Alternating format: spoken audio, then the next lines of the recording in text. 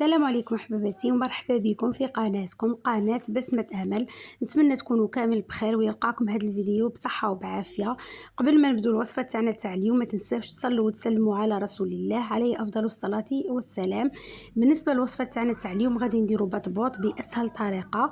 بالنسبة للمقادير اللي نحتاجوهم 250 ملل تاع الماء، ملعقه صغيره نتاع الملح، ملعقه كبيره نتاع السكر، 2 ملاعق كبار نتاع الزيت، ملعقه صغيره نتاع الخل، وملعقه كبيره ممسوحه نتاع خميره الخبز. ونحتاج كذلك 100 غرام نتاع السميد يكون رطب، و380 غرام نتاع الفرينه. هادو هما المقادير اللي نحتاجوهم. نمروا لطريقه التحضير. هنا كما رانا نشوفوا جبنا اناء درنا فيه 250 ملل كما قلنا نتاع الماء ما يكون دافي، زدنا عليه ملعقه صغيره نتاع الخل، 2 ملاعق كبار نتاع الزيت، ضفنا كذلك ملعقه كبيره نتاع السكر وملعقه صغيره نتاع الملح، وضفت كذلك ملعقه كما قلنا كبيره تكون ممسوحه نتاع خميره الخبز. وهنا نخلط المكونات تاعي كامل مع بعض حتى لي يتجانسوا ونتحصلوا على خليط يكون متجانس. هنا نخلطوا قسمة تفاعل الخميرة نتاعنا وتذوب لنا المكونات تاعنا بالكامل.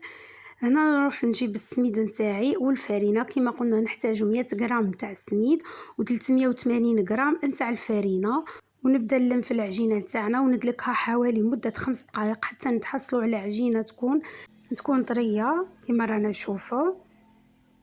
هنا هذه هي العجينه تاعنا اللي نتحصلوا عليها. هنا بعد ما ادلكناها قلنا مده 5 دقائق نغطي العجينه تاعي ونخليها ترتاح، يعني مدة ساعة ولا نص ساعة حتى يتضاعف الحجم تاعها ونولي ليها. هنا انا هاد الوصفة درتها في رمضان وللاسف التليفون تاعي كان تخسر، على هذه ما قديتش نحط لكم الوصفة، يعني هذا وين قديت نشاركها معاكم. وهنايا نجيبو سميد رطب ونحاول نديغازي هذيك العجينه نتاعي. بعد ما نديغازيها نبدا نشكل كويرات على حساب حجم البطبوط اللي رانا حابينه حنايا.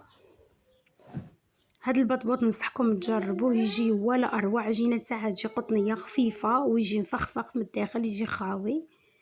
هنا كما رانا نشوفوا نقطع العجين تاعي كويرات الحجم اللي رانا حابينه حنا ونبدا نرمد فيها في السميد وهنايا ونبسطها كذلك باش ما يجيناش البطبوط تاعنا خشين بزاف.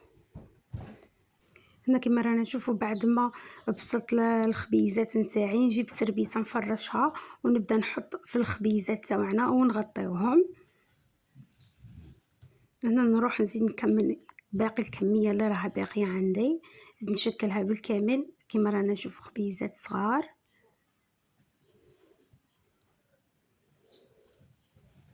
نكرر نفس العمليه مع الخبزه الاولى حتى نكمل كامل الكميه تاع العجين اللي راها عندي.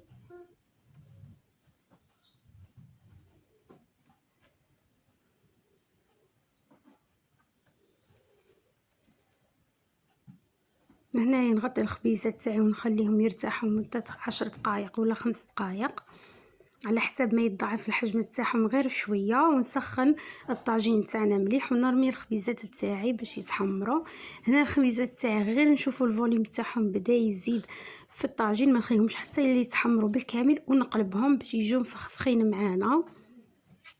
هذا هو السر اللي يجوا به خاويين من الداخل. هنا كما رانا نشوفوا خليتهم غير ضعف الحجم تاعهم شويه بديت نقلب فيهم، وهنا نقعد نقلبوا فيهم حتى اللي يتحمروا بالكامل وياخذوا داك اللون الذهبي اللي رانا حابينه حنايا. هذا هو كما قلنا السر باش يجوا خاويين ويجي البطبوط نتاعنا مفخفخ. لازم نقلبوهم يعني ما نخليهمش يحمروا على جهه واحده. وهذا هو البطبوط تاعنا بعد ما طاب، شوفوا كيفاه جا معانا. وهاد الوصفه تقطع لنا كميه كبيره، ننصحكم تجربوها. بالنسبه للحشو هنا الحشو يبقى اختياري، انا استعملت شويه بطاطا قليتها وكان عندي شويه تاع الطون وكاشير تاع الدار كنت حضرتها في الدار. دوك نزيد نشارك معكم الوصفه ان شاء الله. وزدت كذلك معها شويه تاع البيض غليته وقطعته، وهنايا زدت عليهم 2 مغارف كبار تاع المايونيز وخلطت كامل المكونات تاعي مع بعض. هنايا زدت معاهم سلطه كما رانا نشوفوا الخس. وهنايا الحشو يبقى اختياري، كل واحد كيفاش يحب يحشي البطبوطه نتاعه. نتمنى تعجبكم الوصفه تاعنا تاع اليوم وشهيتكم في الجنه، ومن هذا المنبر نرحب بالمشتركين الجدد اللي اشتركوا في القناة، نقول لهم مرحبا بكم، كبرتوا لمتنا وكبرتوا عائلتنا. واللي مازال ما اشتركش نقول لهم ما تنساوش تشتركوا في القناة وتدعموني باش يصلكم كل جديد فضلا وليس امرا. والى الملتقى في فيديو جديد ووصفة جديدة.